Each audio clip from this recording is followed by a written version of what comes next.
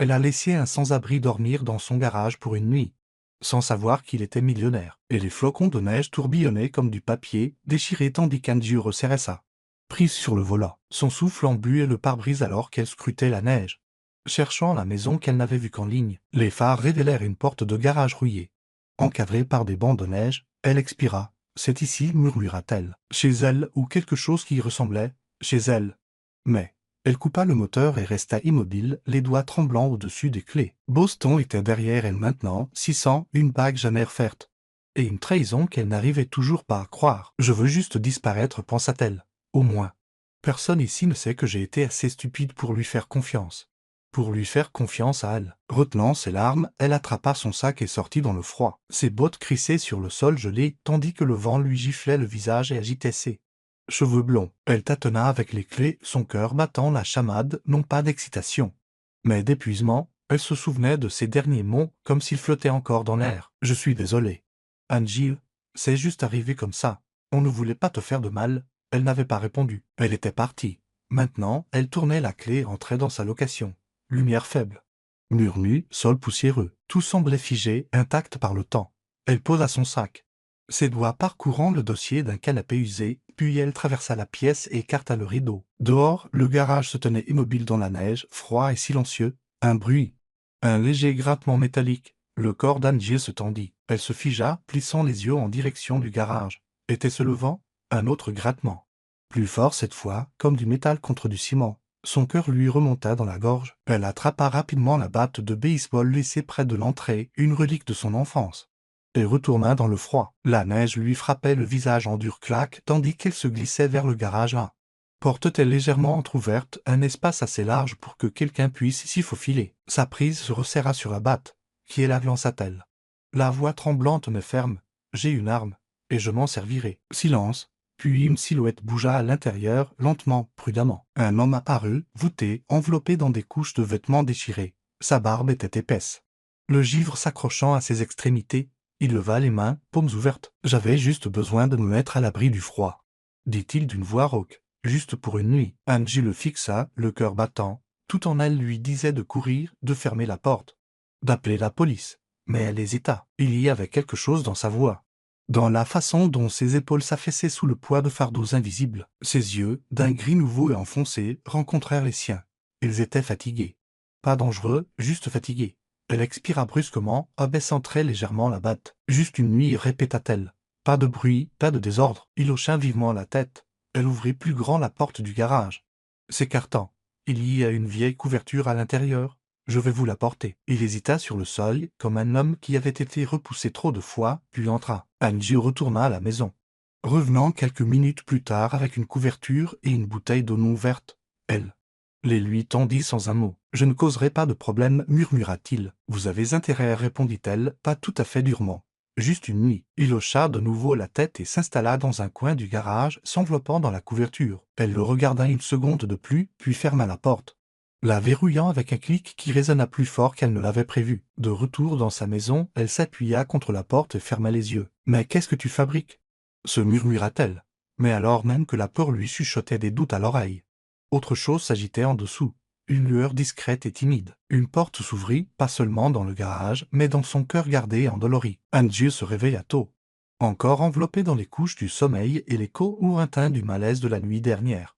La maison était silencieuse, le chauffage ronronnant doucement. Elle marcha pieds nus jusqu'à la cuisine, se frotta les yeux et mit en marche la machine à café. L'arôme de torréfaction foncé emplit bientôt l'air, l'ancrant dans le présent. Une partie d'elle s'attendait à ce que l'homme soit parti. Peut-être s'était-il éclipsé au petit matin sans laisser de traces, comme un fantôme emporté par le vent. Mais quand elle jeta un coup d'œil par la fenêtre givrée de la cuisine vers le garage, elle se figea. Le sol, autrefois poussiéreux et jonché de vieilles boîtes, était impeccable. La couverture qu'elle lui avait donnée avait été soigneusement pliée et placée sur une caisse, les bords parfaitement carrés, une précision militaire. Son regard s'attarda. C'était le genre de pli que faisait son père.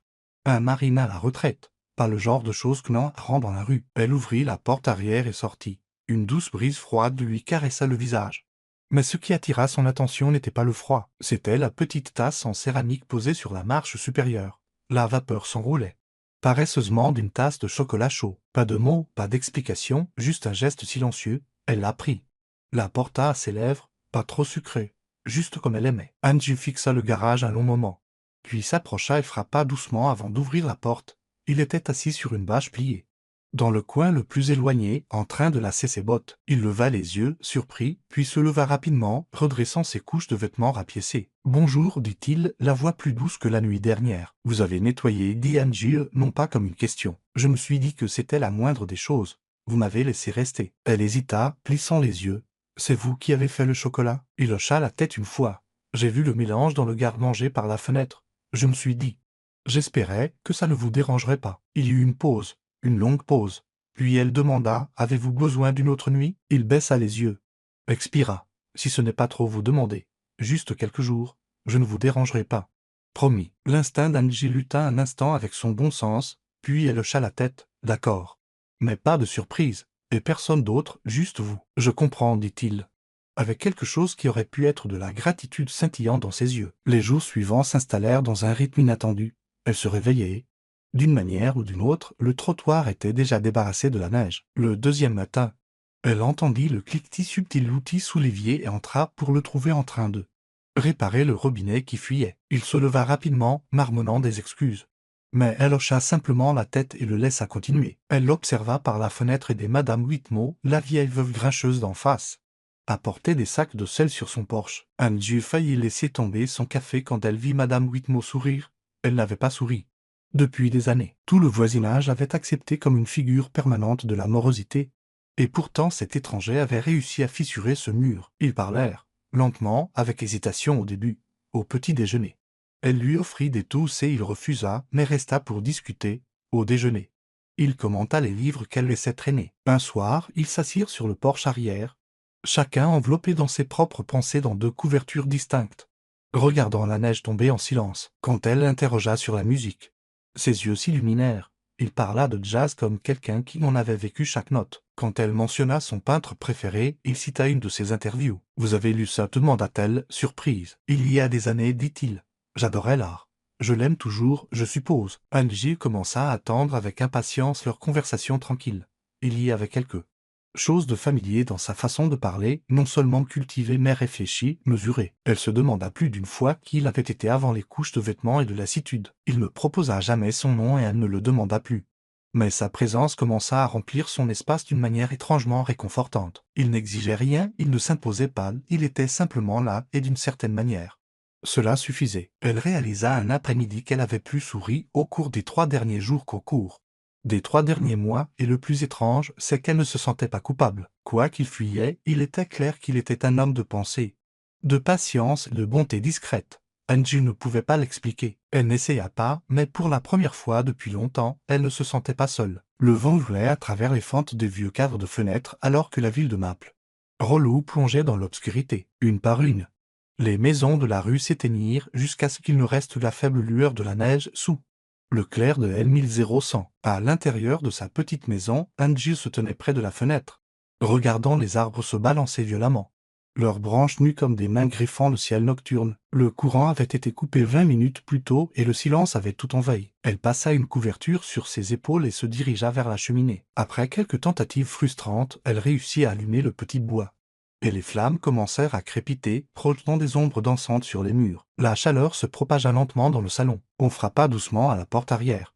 Angie ouvrit et le trouva là, les mains enfouies dans les poches de son manteau, son souffle visible dans l'air glacial. « J'ai vu que vos lumières étaient éteintes, dit-il. J'ai pensé que je pourrais aider. Mais on dirait que vous avez déjà trouvé la solution. »« Entrez, dit-elle après un moment de pause. Il fait trop froid dehors. » Il hésita, puis entra, en prenant soin de taper la neige de ses bottes. Elle fit un geste vers le feu. « Asseyez-vous. Réchauffez-vous. » Il hocha la tête, enleva son manteau et s'assit sur le bord du tapis près des flammes. Angie s'assit en face de lui. Pendant un moment, il ne dit rien, laissant le feu combler le silence de son doux crépitement. Les ombres sur son visage se déplaçaient avec la lumière du feu, soulignant les rides près de ses yeux. La lassitude tranquille dans son expression. Elle se surprit à l'étudier à nouveau. « Avez-vous déjà eu l'impression que la vie vous prend et vous jette quelque part où vous n'aviez jamais prévu d'être ?» demanda doucement Angie, ne sachant pas pourquoi elle avait prononcé ces mots à voix haute. Il la regarda un moment, puis dit « Tous les jours ». Elle resserra la couverture autour d'elle. « J'avais un plan. Toute une vie tracée. Mariage en automne, enfant dans quelques années, voyage. Une maison remplie de livres et de musique. Puis un jour, je suis entré et je l'ai vue la tenant dans ses bras, ma meilleure amie. Comme si je n'avais jamais existé, elle rit amèrement, et d'un coup le plan a disparu. J'ai quitté la ville, j'ai tout quitté. Il resta silencieux, les yeux fixés sur le feu. Quand il parla enfin, sa voix était basse. Moi aussi, j'avais une vie. Un nom que les gens reconnaissaient, des applaudissements, des projecteurs, des caméras. J'étais quelqu'un, jusqu'à ce que je ne le sois plus. Les yeux d'Angie s'écarquillèrent légèrement. Vous étiez célèbre? Il haussa légèrement les épaules. Peut-être. Peut-être pas, ça dépend à qui vous demandez. Mais plus ils applaudissaient, plus je me perdais. Un jour, je me suis regardé dans le miroir et je n'ai pas reconnu l'homme qui me fixait. Alors je suis parti. Elle l'étudia. Vous parlez comme un artiste. Ses yeux se tournèrent vers les siens. Puis s'en détournèrent. Il sourit faiblement. Quelque chose comme ça. Elle pencha la tête. Que faisiez-vous? De la peinture, de la musique, du théâtre. Tout et rien, dit-il. Je créais des choses. Puis je les détruisais. Sa voix portait le poids de quelque chose de non dit et Anne-Jules sentit un étrange pincement au cœur. Il ne parlait pas comme quelqu'un cherchant la pitié, mais comme quelqu'un confessant une vérité qu'il avait portée trop longtemps. « Comment vous appelez-vous » demanda-t-elle doucement. Il la regarda de nouveau. Ce même regard fatigué rencontrant le sien à travers la lumière vacillante. Juste quelqu'un de passage. Anne-Jules n'insista pas. Elle laissa le silence s'installer, lourd et intime. Comme la neige recouvrant un champ tranquille. Le feu pétilla. En voyant une minuscule braise vers le haut, « Vous savez, dit-elle finalement, je pensais être venu ici pour oublier, mais peut-être. Peut-être que je suis venu ici pour me souvenir de qui j'étais avant lui, avant tout. » Il hocha lentement la tête. Parfois, ce sont les endroits calmes qui nous permettent de nous entendre à nouveau. Ils restèrent assis longtemps, deux étrangers liés par des passés brisés, par des choix qu'ils n'avaient pas voulu faire et par le confort silencieux de la présence de l'autre. Aucun d'eux ne prononça un autre mot cette nuit-là. Ils n'en avaient pas besoin. Le feu continuait de brûler. Le monde extérieur était calme, recouvert d'une neige fraîche qui tombait dans le silence du petit matin. Anne-Jules se réveilla sans raison, sans alarme, sans bruit. Juste une étrange sensation de vide dans la poitrine. Elle s'assit lentement, clignant des yeux contre la lumière pâle qui filtrait à travers les rideaux. La pièce était plus froide que d'habitude et le silence différent. Elle enfila son pull et ses pantoufles, se dirigeant vers la porte arrière. Le plancher craqua sous ses pas alors qu'elle passait devant la cuisine. Elle jeta un coup d'œil au comptoir. Pas de tasse de chocolat. Sa main s'arrêta sur la poignée de la porte. Quelque chose en elle lui disait qu'elle savait déjà. Le froid lui mordit le visage lorsqu'elle sortit. La neige crissa sous ses pieds alors qu'elle marchait vers le garage. La porte était légèrement entr'ouverte. Tout comme la nuit où elle l'avait trouvée pour la première fois, elle l'ouvrit complètement. Le cœur battant à tout rompre. Vide. La caisse où il s'asseyait était nue. La vieille bâche qu'il avait pliée en tapis avait disparu. Aucune trace de bottes, de couverture ou de chaleur. Le garage semblait être une coquille, creuse et sans vie. Anne-Jules fit un pas lent à l'intérieur. Son souffle visible dans l'air glacial, puis elle le vit, reposant doucement sur la caisse. Trouvait l'écharpe qu'elle lui avait donnée, pliée, propre, pas jetée, pas oubliée, laissée délibérément, et à côté un morceau de papier épais, lesté par une petite pierre. Elle le ramassa avec des doigts tremblants. C'était un dessin, réalisé par de doux traits de graphite, l'image la représentait sans équivoque. Assise à la fenêtre, blottie dans son fauteuil, un livre ouvert entre les mains. La lumière filtrait d'une vitre imaginée derrière elle, projetant sur son visage des ombres délicates. Il y avait de la paix dans son expression. Un calme qu'elle ne savait pas qu'elle portait. Mais il l'avait vu, l'avait capturé. Angie plaqua sa main sur sa bouche. Ses genoux faiblirent alors qu'elle s'asseyait lentement sur la caisse, le dessin tremblant dans sa main. Elle le fixa, et plus elle le regardait, plus les larmes venaient. Des larmes silencieuses et chaudes qui fendaient l'air froid et brûlaient ses joues. « Il m'a vu » murmura-t-elle. Sa voix se brisa. « Il m'a vu, d'une manière dont j'avais oublié qu'on pouvait me voir. » La douleur fut soudaine et écrasante, l'inondant comme une marée qu'elle ne pouvait arrêter. Elle ne pleurait pas parce qu'il était parti, même si cela faisait mal. Elle pleurait parce que pendant les quelques jours où il avait été là, il l'avait remarqué. Vraiment remarqué, d'une manière que personne n'avait fait depuis des années. Il avait regardé au-delà de ses murs, au-delà de sa douleur, et avait vu la dignité tranquille qu'elle pensait avoir perdue. Il l'avait vue non pas comme une femme abandonnée ou brisée, mais comme quelqu'un d'encore entier. Angie serra le dessin contre sa poitrine et ferma les yeux. « Pourquoi es-tu parti » demanda-t-elle à l'espace vide. Le garage, silencieux et imperturbable, n'offrit aucune réponse. Seulement le son de la neige tombant doucement à l'extérieur. Un silence qui enveloppait le monde de quiétude. Elle resta là longtemps, des heures peut-être. Le dessin ne quitta jamais ses mains. Les jours passaient comme des flocons de neige fondant sur une peau chaude, silencieux, lent. Et ne laissant presque rien derrière eux. Angie reprit ses routines, café du matin, brève promenade, lecture près de la fenêtre. Mais l'air dans la maison semblait différent maintenant, pas vide, juste manquant de quelque chose. De quelqu'un. Elle se surprenait à regarder vers le garage plus souvent qu'elle ne voulait l'admettre, espérant. Sans raison, qu'il pourrait revenir, qu'elle le retrouverait là, avec sa présence tranquille et ses yeux profonds et scrutateurs. Mais il restait silencieux. Immobile, creux, le dessin resta sur sa table de nuit. Elle le regardait tous les soirs avant de se coucher. Mémorisant chaque ligne, chaque trait de graphite qui avait réussi à capturer plus que son visage. Il avait capturé une version d'elle-même dont elle ne savait pas qu'elle lui manquait. Un matin, après des semaines à regarder et se demander. Elle enveloppa le dessin dans du papier craft et se rendit en ville. La boutique d'art et d'encadrement de Maple Rollo était nichée entre une boulangerie et un bureau. De poste, ses vitres étaient embuées par la chaleur intérieure. Une clochette tinta au-dessus de sa tête lorsqu'elle entra, secouant la neige de son manteau. Derrière le comptoir se tenait un homme plus âgé avec des lunettes à monture argentée. Légèrement voûté, mais alerte, il leva les yeux et offrit un sourire poli. « Bonjour, en quoi puis-je vous aider ?» Angie déballa soigneusement le dessin et le posa sur le comptoir. L'homme se pencha, son sourire s'effaça. Il tendit la main vers les bords du papier, comme s'il s'agissait de quelque chose de sacré. Puis dit doucement « Où avez-vous eu ça ?» Angie hésita. C'était un cadeau de quelqu'un qui est resté avec moi pendant une courte période. L'homme fixa l'image, ses yeux brillants. Il toucha la signature dans le coin, simple, presque caché, un VV. « Savez-vous qui a dessiné ça ?» demanda-t-il. Angie secoua la tête. Il m'a jamais dit son nom. L'homme expira lentement et la regarda comme s'il la voyait pour la première fois. C'est l'œuvre de Vincent Gray. Je reconnaîtrais cette main n'importe où. Elle cligna des yeux. Qui est ce? La voix de l'homme s'adoucit. C'était une étoile montante dans le monde de l'art il y a environ 5, peut-être 600. Jeune, brillant, intense. Ses portraits, ils ne montraient pas seulement un visage. Ils montraient une âme. Mais un jour, il a simplement disparu.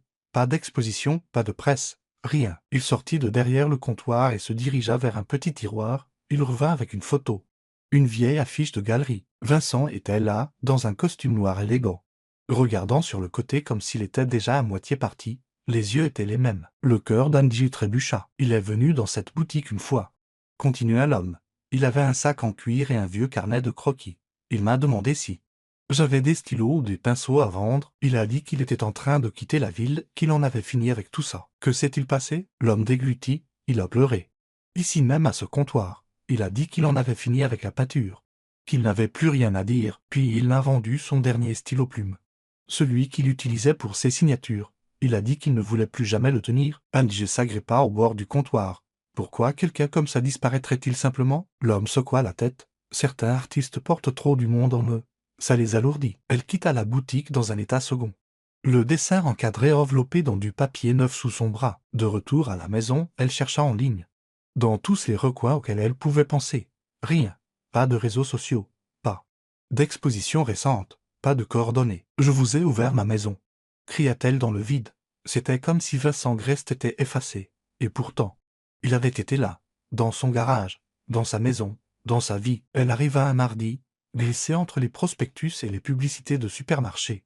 Une enveloppe, sans adresse d'expéditeur, d'une douce couleur crème. Son nom écrit à l'encre noire profonde sur le devant, d'une main qu'elle reconnut instantanément. Ses doigts tremblèrent en l'ouvrant. À l'intérieur se trouvait une seule feuille de papier épais. Si vous avez encore le dessin, apportez-le. V. Pas de date, pas d'explication, juste ça. Angie resta figée au milieu de sa cuisine, le souffle coupé. Elle le relut encore et encore, comme si le sens pouvait changer. Mais il ne changea pas. Elle posa la lettre lentement et la fixa. Pendant des heures, semblait-il, elle resta assise là, regardant les mots devenir flous puis nets à nouveau sous la faible lumière de la cuisine. Le soir venu, le silence dans la maison devint insupportable. Elle fit les 100 pas dans le salon. La lettre toujours à la main, son esprit un tourbillon de questions et de craintes. Était-ce vraiment lui? Était-ce une sorte de blague élaborée? Que voulait-il d'elle? Son regard dériva vers le dessin encadré sur le mur.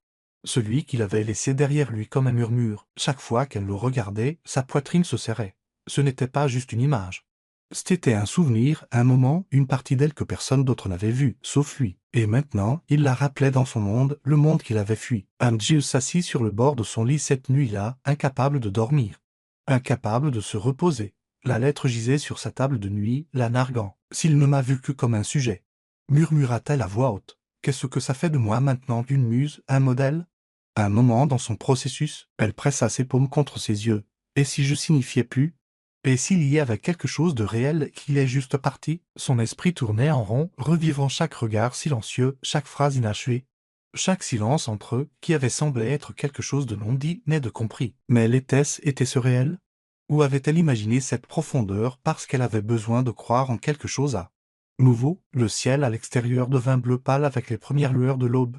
Angie resta immobile, enveloppée dans une couverture, les yeux rouges et lourds mais secs. Puis elle se leva. Elle se dirigea vers le mur, décrocha le cadre, retira soigneusement le dessin de derrière la vitre et le roula dans un tube de protection. Elle plia la lettre et la glissa dans la poche de son manteau.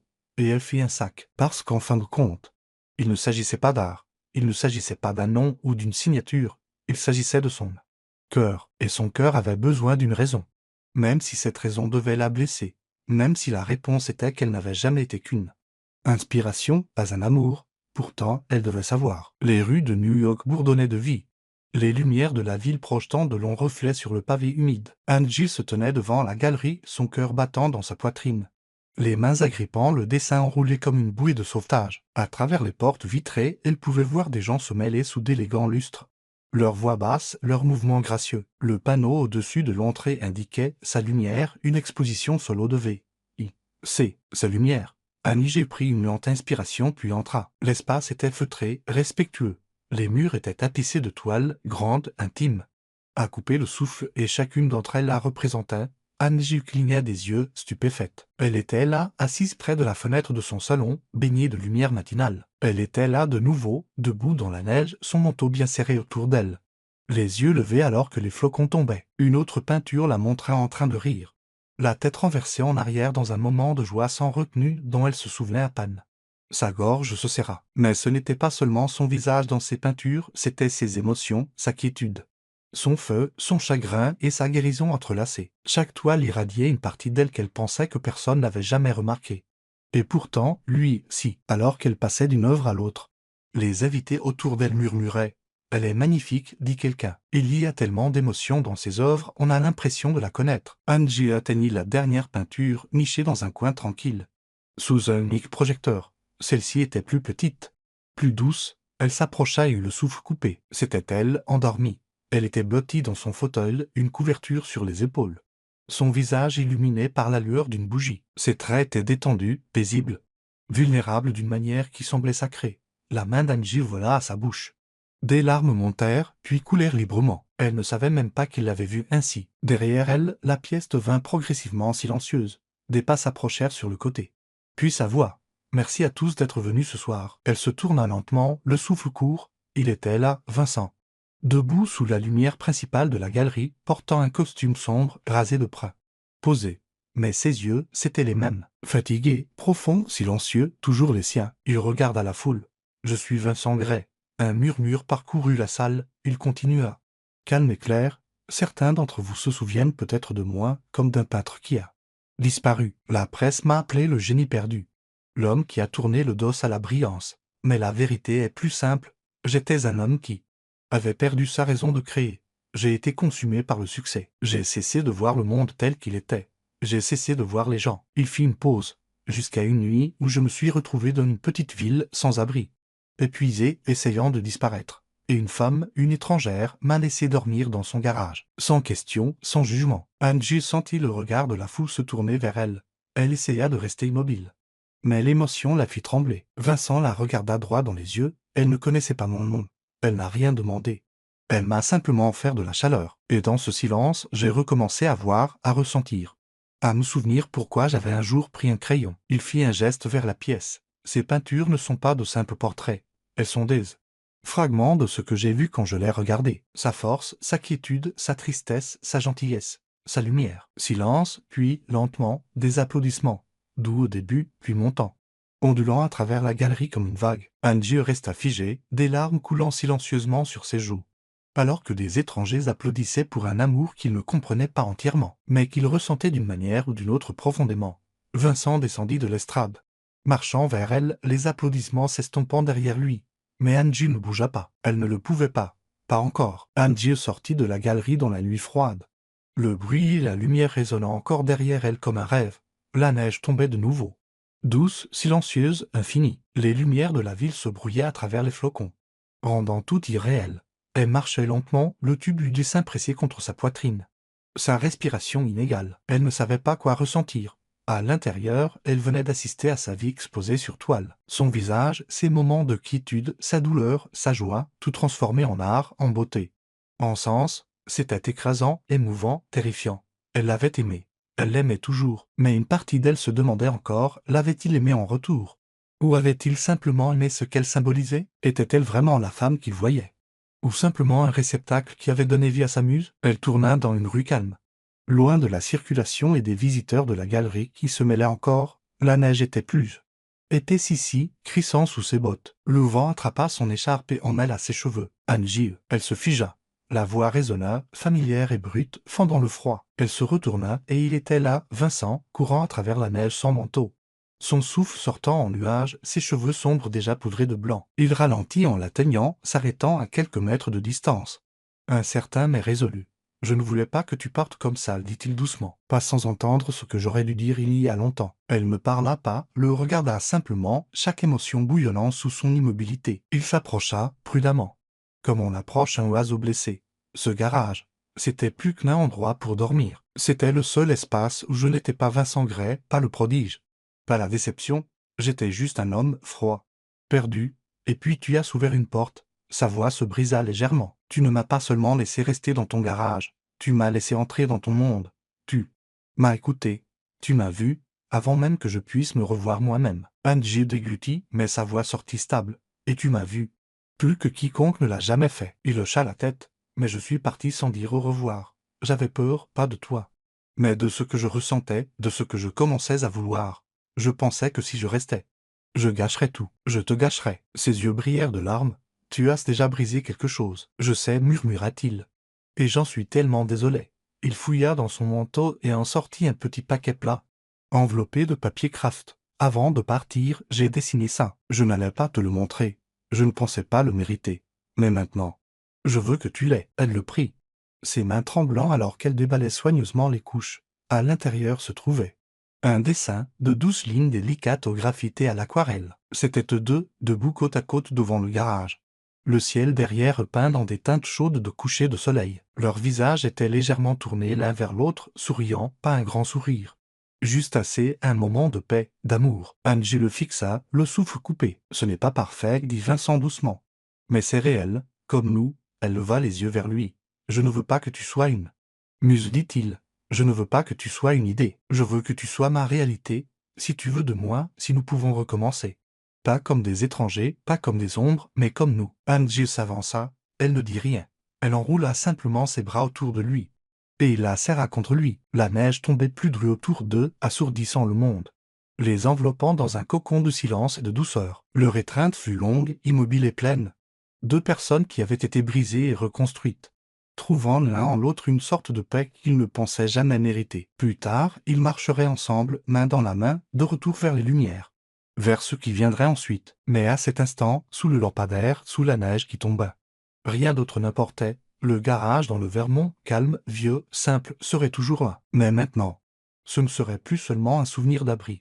Ce serait le lieu où la guérison a commencé, où les cœurs se sont ouverts, où l'amour est revenu, où un nouveau chapitre a commencé. Merci de nous avoir rejoints pour ce voyage émouvant. Si l'histoire d'Angie et de Vincent a touché votre cœur, si elle vous a rappelé que l'amour peut guérir, que la gentillesse peut déclencher une transformation, et que même un garage peut devenir un sanctuaire, alors c'est le genre d'histoire que nous voulions partager avec vous. Ces histoires qui touchent l'âme, nous croyons au pouvoir tranquille de la compassion, au moment qui restaure la foi, et aux récits qui parlent aux coins les plus profonds de l'esprit humain. Si vous avez ressenti quelque chose aujourd'hui, n'oubliez pas d'aimer, de partager et surtout, de vous abonner à Histoire qui touche l'âme pour d'autres récits touchants qui resteront avec vous longtemps après le dernier mot, parce que parfois, une seule histoire peut tout changer.